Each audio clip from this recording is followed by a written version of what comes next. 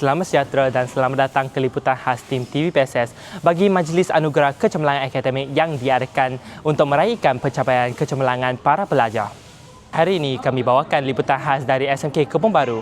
Ayo saksikan detik-detik menarik sepanjang Majlis Anugerah Kecemerlangan Akademik ini berlangsung. Apakah perasaan Encik pada hari ini? Perasaan saya, sebelum ni saya mewakili Ko Jin Sean, anak saya yang kini menjalani latihan PLKN di Pekan. Jadi beliau tak dapat menghadiri majlis ini, tapi ingin mengucapkan terima kasih kepada pihak sekolah memberi anugerah mutiara, dan saya rasa Jin Sean akan rasa bangga dan kagum. Jin Sean akan terus berusaha sehingga ke menara ganding iaitu universiti. Terima kasih.